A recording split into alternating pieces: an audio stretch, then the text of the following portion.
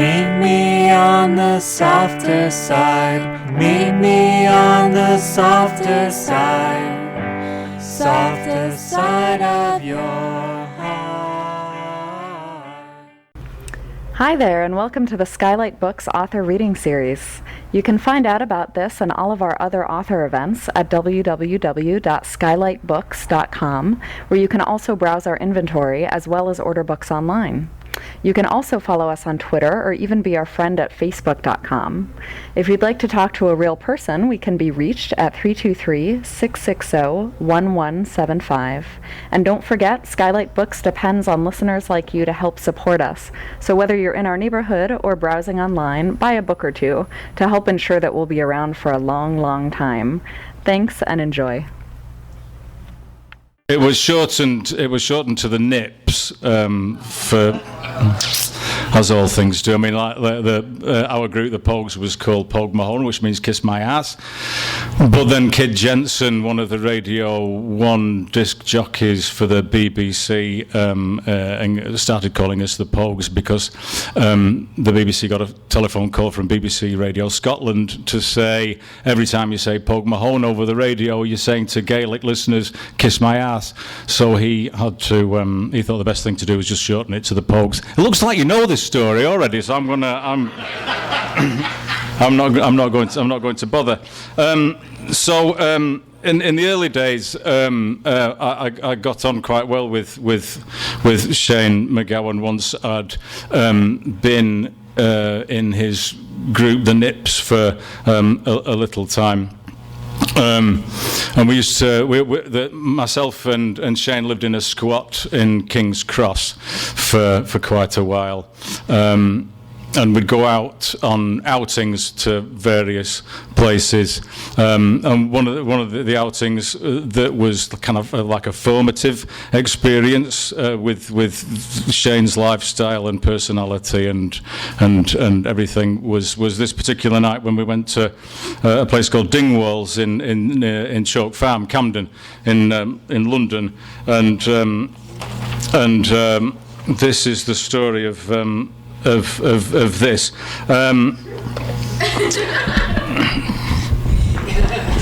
I haven't started yet, and it's not a funny story, actually. Can you keep an eye on them? It mentions a drink called a black zombie in this, and a black zombie is basically a Long Island iced tea, which I don't know what a Long Island iced tea is. You'll read what it is in the book, but I've forgotten. But I do happen to know that a black zombie, which is based on a Long Island iced tea, is basically all the white spirits with pastis and in a pint glass, and it's filled up with Coca-Cola, and it's one of those. And the English word for sidewalk is pavement. I knew how to get home. It was a question of putting one foot in front of the other. I've dropped my pen. Oh, somebody's thrown a pen at me already. No. I knew how to get home. It was a question of putting one foot in front of the other, difficult as that might be. It was a question of taking your time, standing for a moment, considering your options. A question of rummaging in your pockets for the packet of fags and getting one out without spilling them all over the pavement. Finding the lighter, holding the flame steady at the tip of the cigarette. It was a question of quickly rectifying the sudden and unpredictable shifts in your centre of gravity, while taking in a drag of smoke, taking in the night, the sky the colour of bakelight, the darkened windows of the houses, the yellow light of the street lamps, and then of setting a flopping foot forward in the direction of home. If my equilibrium was ever abruptly and unceremoniously swiped away, and I was flung leg over leg to crash into something, a tree, a parked car, a garden wall, I would sit for a minute, put a finger to the broken skin or the frayed hole in my trousers, and then get up and carry on. I was good with drunks. I looked forward to delivering Shane successfully to his room and to his bed. I had an instinct for the dividing line between what was expeditious and what was just fun at somebody else's expense. I knew to wait a few paces ahead, alert to danger, scanning the high street for traffic in case he lurched out into the roadway, to steer him away from a bread crate in one of the doorways, to stand at a curb ready for the unexpectedness of the step down to the street, to brace myself for his inability to predict a sudden gradient. I wasn't successful. Shane's legs were gone. He staggered down Camden High Street, sidestepping, lurching, coming to an abrupt but teetering standstill before precipitating forward, the soles of his shoes slapping on the pavement. He kept working his hands into his pocket and working them out, letting out great sighs of frustration at his progress down the street, stopping now and again to hawk phlegm from his throat, but doubling over, gagging with the effort, sucking saliva back into his mouth and wiping his face with his hands. He stopped to light a cigarette, teetering in the middle of the pavement, thumbing the lighter over and over, and once he'd managed to get it to light, circling the flame round and round the end of the cigarette. He took a drag and set off again, but the smoke must have gone to his head because he lost his balance and sidestepped against a shop window. I cowered against what I expected to be the crash of him going through it with his shoulder. The impact, though forceful as it was, only threw him to his knees and set the window quivering for seconds after. "Ow!" he wailed. "Ow! Ow!" I stepped forward to help him up. "Fuck off!" he screamed. "Just fuck off! I don't need any fucking help, cunt!" I stood back to let him struggle up from his hands and knees, but with my arms at the ready in case he met with failure. When he set off again, he hurled himself against the side of one of the cars parked up and down the street, pushed himself upright and launched into a stagger onward down the road. I walked a few paces ahead to give him some distance, but not so much that I wouldn't be able to rush back to assist him if he got into more difficulty. "Can't," he shouted at me, but then laughed. We successfully made our way down most of Eversholt Street.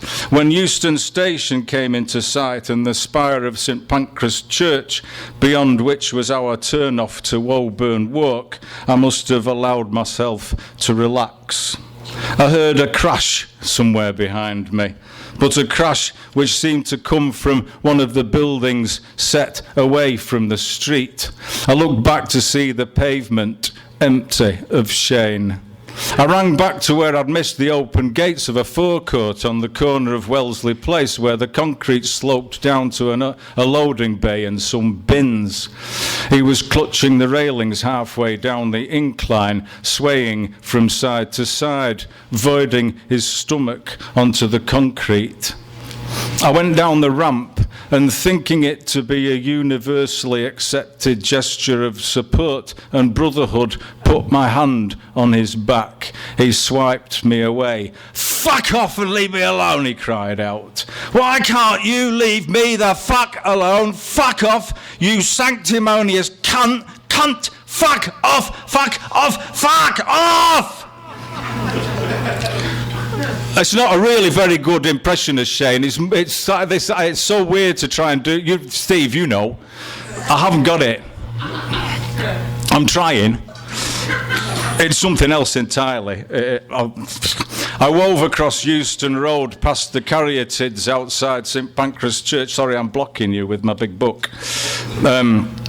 Drunk as I was myself, the idea that he thought I had been judging him sickened me. His belligerence set us facing one another on opposite sides of a chasm, the scant bridge there had been between us dangling in it.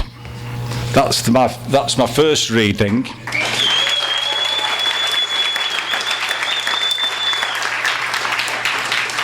And now I've got to mop. What year was that about? This man down here, the rowdy one, he wants to know what year this was, and it would be 1980, I would say. Yeah. In London, what was going on around about that time? We were staggering down a street in Camden down Eversholt Street to I don't know what was going. But can I save your question till the end? But a bit of context. I can't do context. I don't know what was going on around that time. 1980. Like. Sorry, which? I'm just going to keep going. I can't. I dare say more drink actually than drugs. I would say it was just all drink, and squatting, drinking, squatting, and busking, and not paying a telephone bill, if you had a telephone, which I did, but anyway. And then after getting to know Shane in that kind of way, I knew there was. It sounds like the book's all about Shane, but it's actually not particularly. I mean, like Shane's right in the middle of it because he has to be. But I'm shadowing him, as it were. It sounds like I'm shadowing him protectively, what I don't actually think I was. We were all in a like a group of London Irish, but mostly Londony band, all learning our instruments from scratch. I'd never played the accordion before. Spider, the whistle player, had never played the whistle before. Jem, the banjo player, had never played the banjo before. We had a girl bass player who was 17, and I think she only got into the group because Shane wanted to have sex with her, and whether or not he was successful, yeah, he was. That she never played the bass before, and she worked in a bar, and Shane fancied her, so she got into the band, and we had to teach her in one night how the songs were supposed to go. Shane was always a crap guitar player, and we've got a yeah from down here somewhere, yeah. And then we had a drummer who we really wanted, the drummer who played for another band in the neighbourhood of the tenements around the south of King's Cross Road. But he played hard to get for a long time until finally he said yes. But we restricted him just to a tom-tom and a snare and wouldn't let him sit down for years. So it was like we just hobbled ourselves as much as we could, and to see what would not to see what would happen. We were just hobbled, is what we were. And then we did all sorts of things like record records and go on tours. And I've got a reading from a tour. We'd already been on the first big tour that we had was opening for Elvis Costello in 1984, which was a whole lot of fun. We listened to a lot of Irish music in the van, and we travelled all over Ireland and got into scrapes and drank a lot just for like 30 minutes of playing by the seat of your pants, and then going off to the pub after teasing Elvis as much as we could afterwards. Anyway, but then we went back to Ireland on our own account, and we go to a town called Carlow, which is south of Dublin, and this is an account of one of the gigs that we did, which particularly upset me at the time, because I never knew this kind of thing could go on at a gig, and energies could get so intense.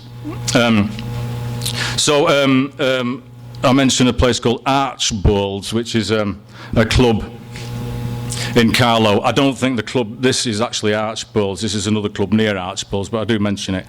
A quarter of the way, hang on, let me just do this. A quarter of the way through the set, alerted by a rumbling in the audience, punctuated by shouts and a girl's angry scream, I looked up from my fingers to see frantic shoving going on in the middle of the crowd.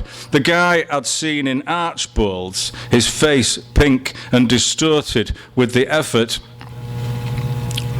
lost my place, lunged, arms straight, palms up, into another guy who, in a valiant but ridiculous attempt to both keep his balance and fend the guy off, was windmilling his arms. People stepped back to get out of the way, but others came striding in, clambering to get through. They pulled at jackets, hands clawing and swiping, their legs in half crouch. Some of them dragged arms free from the press and turned them into swinging fists, arcing down into space or against someone's shoulder.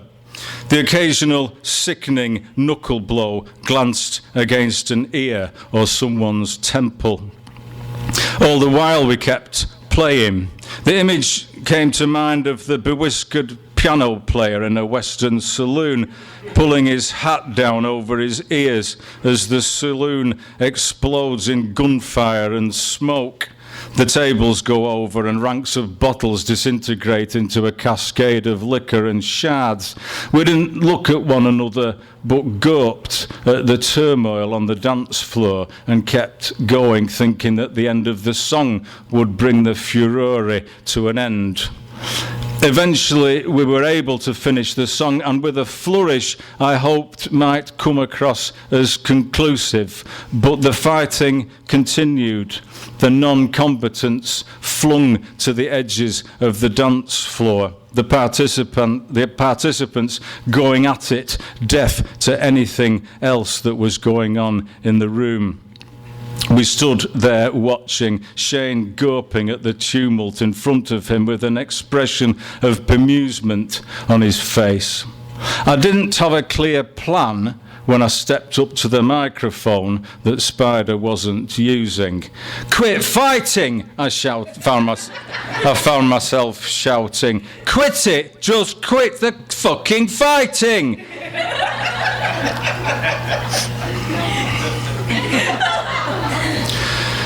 My command did nothing. The squall lurched sideways as if the ballroom floor had tilted. Fists opened into claws, grabbing for stability. Legs that a moment before had waded into the rumpus now capered backwards, trying to find a grip on the dance floor. The ruckus sent itself against a wall and along it into the corner.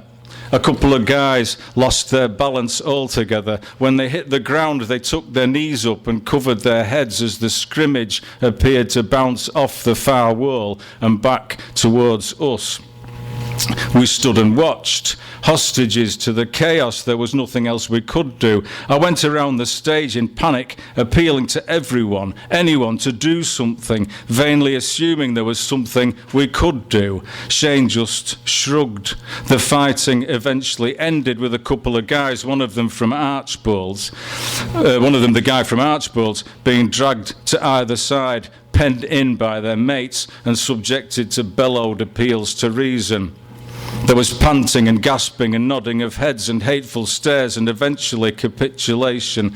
The rest of the crowd started to return to press against the barriers. In a moment or two, the combatants seemed to have vanished, absorbed by the rabble. We played on without further incident. I played on without enthusiasm. I couldn't help thinking that beneath society's superstructure of civility and mutuality was a basement writhing with blind and inchoate urges. The fucking cunts, I said when we were finally able to finish and go backstage. What a bunch of fucking cunts. We're supposed to be playing fucking music out there. It's supposed to be entertainment. Christ. Shut the fuck up, Shane said. He scratched his nose, bored, and pulled on a cigarette. Fuck off, Shane, I said. That was just fucking debasing. I appealed to the others who looked just as depressed and stunned as I was. We can't allow that to happen again. We should have the lights go up, shine torches on them or something. We should leave the stage and only come back when... I ran out of ideas just as Shane screamed, "Oh, shut the fuck up with your fucking whinging, you fucking faggot!" His hands were gripping his face. His eyes slowly appeared from behind his brown fingers, staring dementedly at the floor.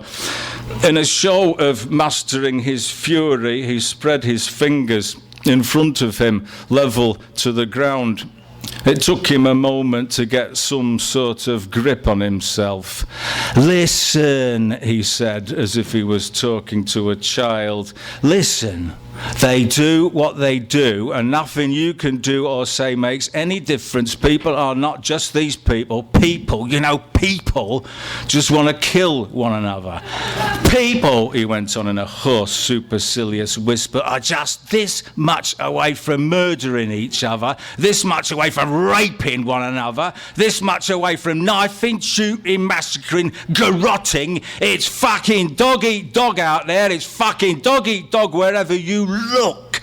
It's what they want to do, and you gotta let them get on with it, because it means the fuckers are not likely to rape or knife or shoot or garrot me or any of us. It's what they want to do, and if it's what they want to do, they're gonna do it anyway, no matter how much fucking whinging and screeching and flapping you do. So shut up, stay away from that fucking microphone or any else's microphone. They'll come back and kill us, the fucking lot of us. They're just looking for an excuse, and shut the fuck up with your fucking debasement and all that fucking shit. Just play the fucking accordion and stay out of the way. That's what you're paid for."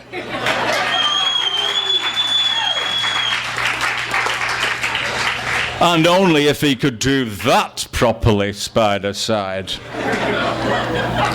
When I got back to the hotel, first back to the room I was sharing with Jem, I stood between the bed and the cheap dresser by the window, and then crouched down to the ground, tucked myself into a ball and pounded my head with my fists.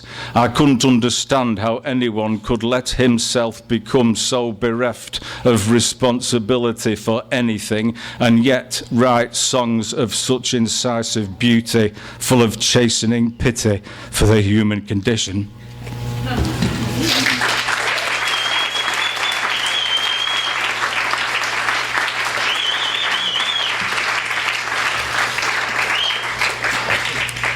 Damn, that's a roller coaster. I don't know where to go on to. What's the timing like at the minute? Good. It's good timing. All right. Oh, let's just read something else that's kind of. This isn't fun either. Let's do it. Yeah, no, because we're all in Los Angeles, and this is where all the actors. This is where all the actors are. The Pogues were invited to take part in. Take part sounds like a charity or something. We did it for the money and the experience and the holiday. Basically, we went to the south of Spain to be like a composite character in Alex Cox's film Straight to Hell. Alex Cox, as many of you will know, is the director of Repo Man and Sid and Nancy. He was a very entertaining guy. Sorry, is he dead? No. You said what? Somebody said he was dead. No. He was here last in November because he's written a book about the intersection of JFK and the guy that's him. I'm not going to go into that because I don't know anything about it. Although I did see it on the telly because I'm not old. Now. I still don't know where I am here with this. Oh, I've got labels. This label says here. All right. So, so it's this. So we go to the south of Spain to be part of this film, and really it's just a great holiday with a lot of early mornings. There's some Spanish in this that I'm not going to pronounce very well. I'm sorry. And so this is at the beginning of this, from a few of the chapters. It's kind of tracking the story of it, and we first meet Alex Cox in the Hyatt on Sunset in Los Angeles to have a cast meeting and meet everybody. Cox convened a meeting of the cast and crew in one of the conference rooms at the Hyatt Hotel.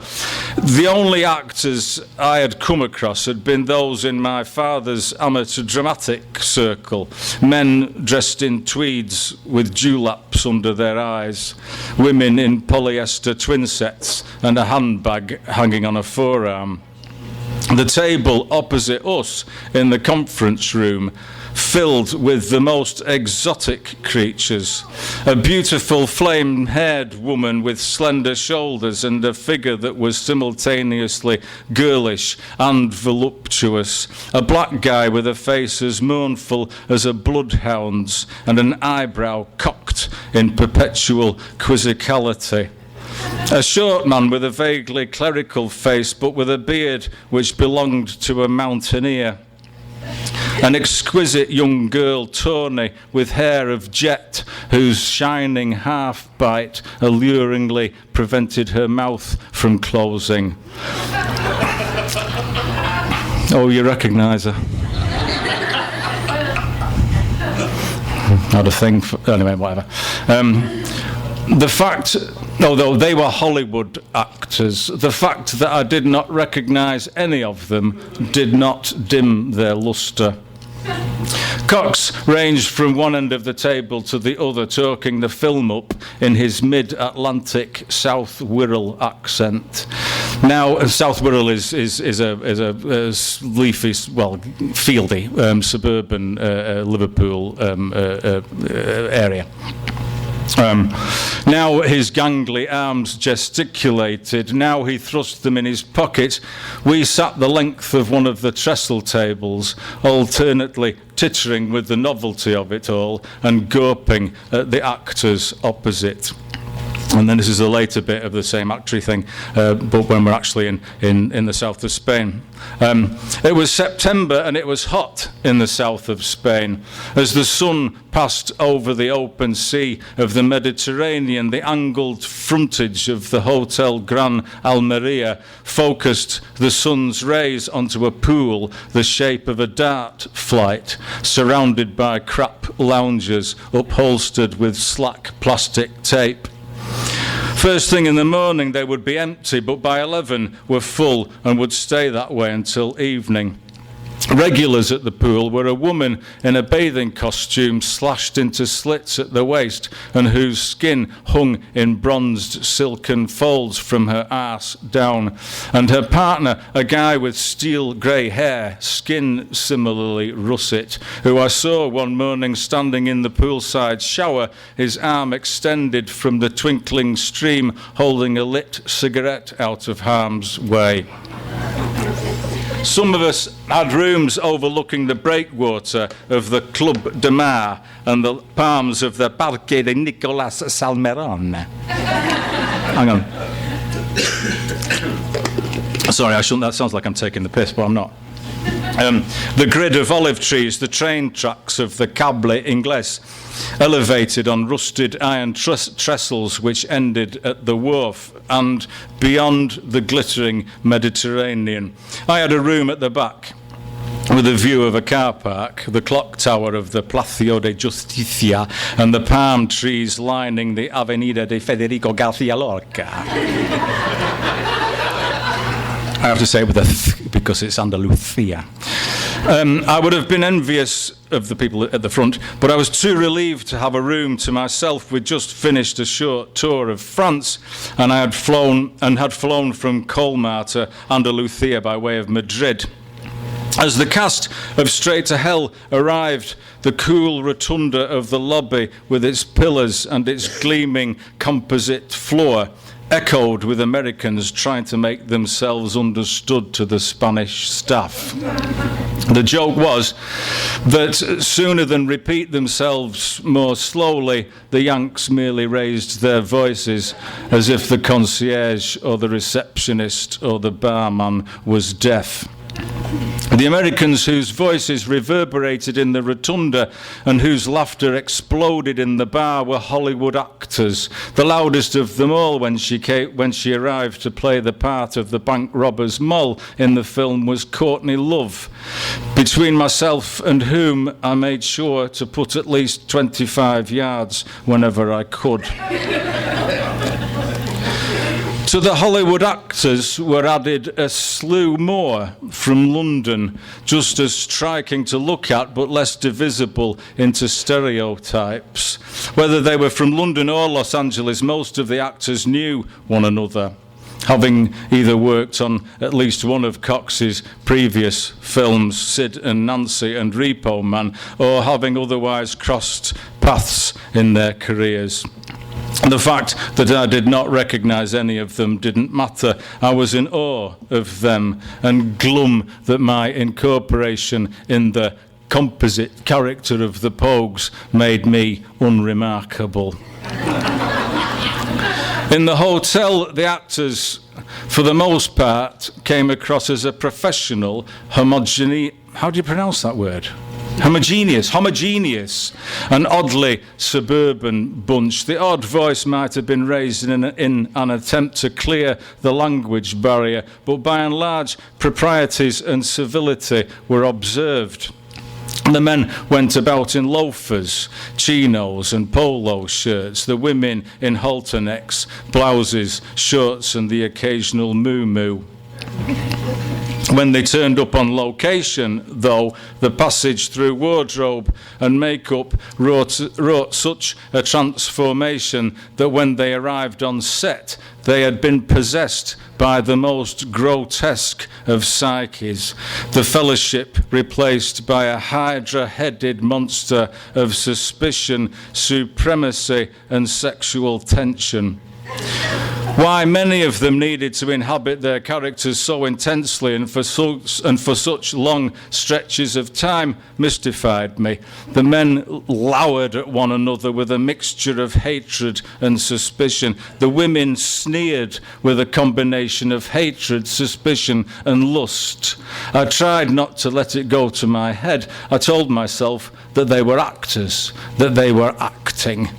I tried to give as good as I got, but being merely an element, and a fairly lowly one at that, of the composite character of the coffee-addicted McMahon family, and feeling increasingly out of my depth with these graduates of the Anna Scher Theatre School and the Lee Strasberg Theatre Institute, I knew I would be the one to blink first.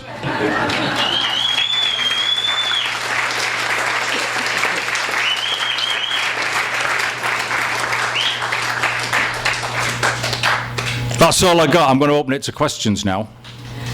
And then it ends. The book ends. Not there. Right, you wanted the context for... Yeah, it was basically, it was at that time, it would have been the tail end of punk and just at the beginning of the New Romantics, because I remember...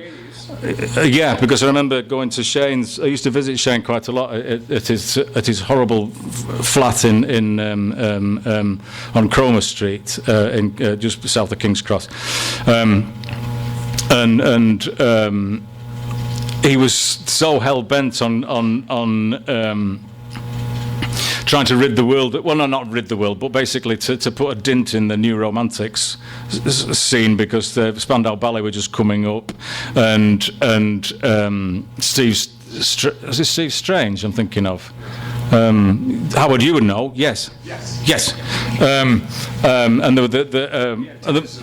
because and then what Shane wanted to do was wanted to dress us all up in Roman emperor garb, and so he was going to wear a toga. This is way before the Pogues started, and he wanted me to wear gladiator stuff because he had an ambiguous sexuality. Shane did really. He just liked the idea of me dressing up in gladiator stuff with a sharp fork. No, I didn't. No, we never got as far as that. And perhaps that was the beginning of the end of the relationship. No, if I'm not going to put out like that, sorry, it's all over. I'm going to make your life misery. Yes. Did you take notes from the very beginning? How do you remember all this stuff? I was, funnily enough, I started a diary on the birthday the year before the Pogues started. However, the diary was mostly about the girlfriend that I had at the time, which was maybe the subject of another book. I don't really know. There's plenty of material there, but the Pogues come into it from time to time, and I wrote letters, lots of them, to people. Not so much about the girlfriend, but about my life. So I got some of those from one of my correspondents, and so that's a lot where a lot of the material comes from.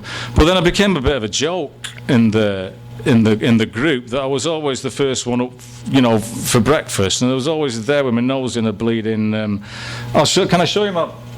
This is the diary that I'm keeping. This is the diary that I'm keeping now. That's what it looks like, and that's how. No, I'm just. And that's photographic memory. Because you're going to have to die, because it's looking to it's death. But I'd write all my notebooks and diaries are like tiny, in order for it to be illegible, except by me and you. And so I was a bit of a joke back then. You're very you have a great capture of the English language. What's your education, by the way? In Kuwait. Where'd you get that from? In Kuwait, do you want to see? All right, there was another word. There was another word. Because I remember being at school, there was a kid at school, and there's always a kid at school, like a boy usually, who can squirt water through between his teeth. Right. Diedrich, I bet you could do that back then. No. But it was like, could you do it? But it's like peeing up a wall, and it's like sort of, that guy can do that. Elvis Costello has a gap between his teeth. Not that he sprayed water through it to show off or anything. But I was trying to be economical in language by there's got to be one word for that. I don't want to say Elvis Costello had a gap between his teeth that you could spray water through up a wall. There's a word. The word I found was diastematic. The trouble is that it's hardly economical, because it took me hours to find it. And then when it's down in the book, it's going to take, not hours, but it's going to take a while for somebody, if they're really all that interested. If it was my grandfather, he'd be interested in finding out what diastematic means. It just means a gap between your front teeth. It's economical writing, that's what it is. Question over here. What was horrible about his flat?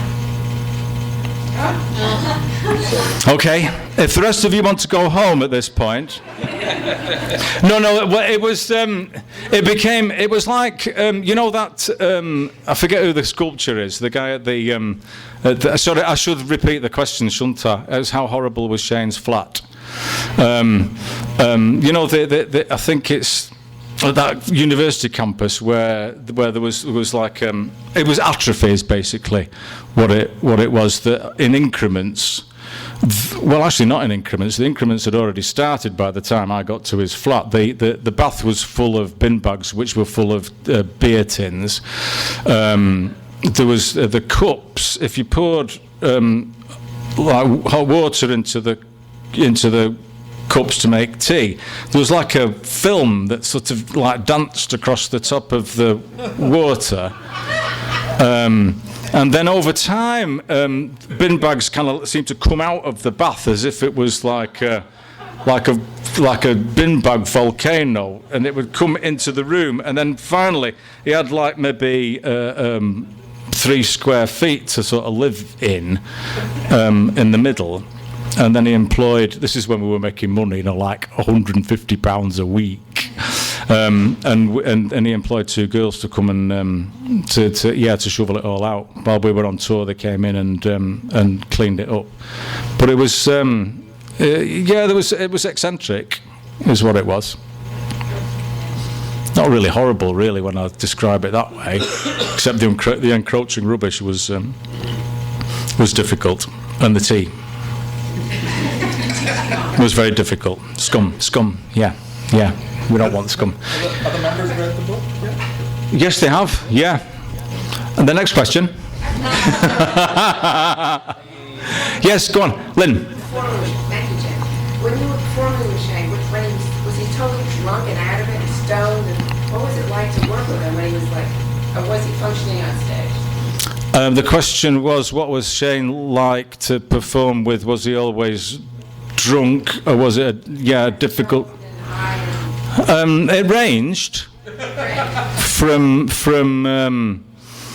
there was one gig that we did in Dublin not so long ago that he'd been all afternoon with his friends in his hotel room, because his friends tend to come in droves in Dublin, and they spend all afternoon in his room, and some of them bring like pochine with them, which is like moonshine, and Shane's just so nice with them that he stays all afternoon. He can't say, "No, can you leave now because I've got to get ready for a gig."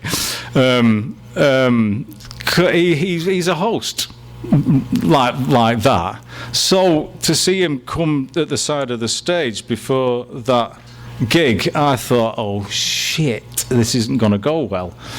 But then the drummer afterwards said that was like one of the best gigs we've ever done, because it's like a sheet of plate glass, and you put a ball bearing in the middle of it and try and keep the ball bearing from rolling off the edge. That's what it can be like sometimes, because if he starts to go over here, you have to kind of come over here with him a bit and then tilt it back this way. But it makes your playing, and it makes human contact between oneself and the other members in the group really dead damn vital. I've never looked into people's eyes so hard as I have on stage, where you're trying to figure out where you're going now. If I go here, this is all in the pupils. If I go here, will you come with me? And we know this is going to happen next, usually in the song, but as you can hear, he's gone off somewhere else. So it's really, really delicate, but it's, in some weird way, it makes for a really, really exciting, dead good gig. In the early days, to see Shane. Sometimes with his hands in his pockets, which I always liked. His hands in his pockets and his feet slightly apart, and the microphone's way up high always, and he sings up and out. Those were the days when you knew that you were with somebody with class, when it came to being a performer and a singer and somebody expressing himself. Do you know what I mean? Does that answer your question? All right. Thanks. It's a good question. So it's been like over 30 years. What does it feel like to still be performing? The question was, it's been 30 years. What's it feel like to be still performing? Yeah, it's good, but not as exciting as the first few years that you're figuring stuff out, not just musically but relationship wise, and who's going to get the single room at the hotel, and how much you can drink without falling over, that kind of. No, it wasn't how much you can drink without falling over. It was some of the early gigs were fantastic opportunities to drink. You had half an hour to play, and you just got through it, and then you went on the tear after that. We were all young men of 28. That's not young.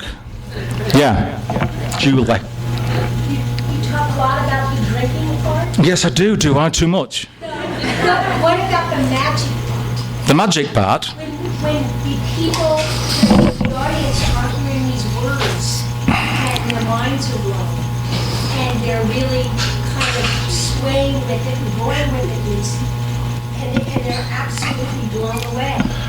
Oftentimes. It's not just in the beginning; it's all the way through. For 30 years, they've been doing that.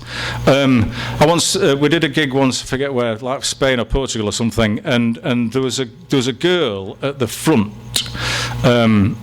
who I caught her eye, and she was just beaming at everything that we were doing. She was ecstatic that we'd come on stage, and then you'd wander off and do your playing for a bit, and then come back, and then it was just like deadpan after that, her face, and then after a while I looked back, and then she had tears running down.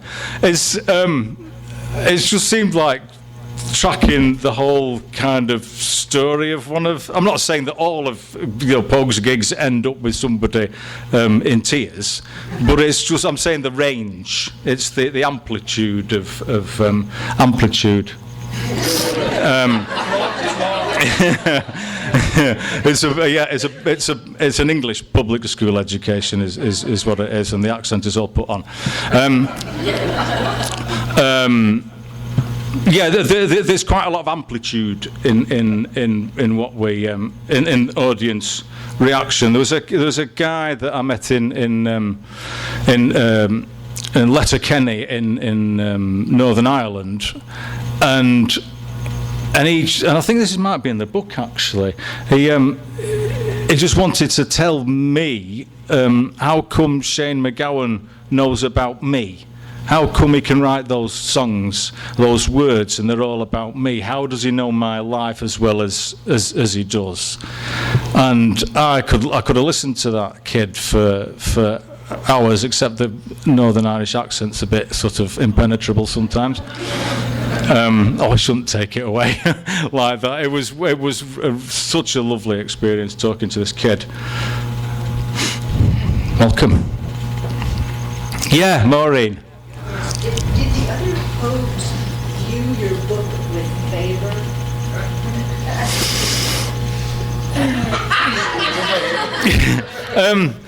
As again, the amplitude of response to my book was such that when one of them got it in the post, the finished copy, he and his partner spent a bit of time kicking it around the room to see if they could break it. But on the other hand, somebody else from the group helped me with proofreading it, and even said, if you look out, when you say you look out of this window, you don't actually see that view, it's this one. That pub is not on the corner of that street, it's on the corner of this one.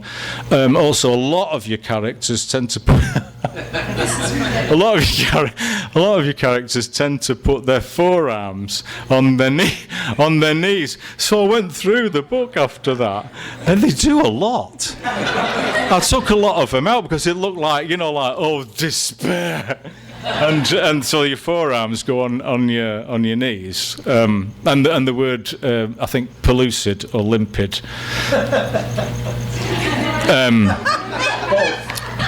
Both of them. Yeah. All right then. Pellucid or limpid was used too many times. So none of them were pissed. Well, if you're trying to kick one's compadre's book around a room trying to break it, yeah, one of them was pissed. Eventually, they will. But it's changed the dynamic of the band a little bit. I can't deny that. Who was laughing then? Was that like a laughter, like a joke that I should know? Oh, was that you? No, hello. It was the inflection. It was the inflection. Okay, all right then. Yeah. Oh well, but it has changed the dynamic a bit, which is bound to. But like everything changes the dynamics somewhere. Like you drop a pebble into a lake and watch the ripples. Anyway, thanks very much for coming down and listening to me. It's really nice talking to lots of people at the same time.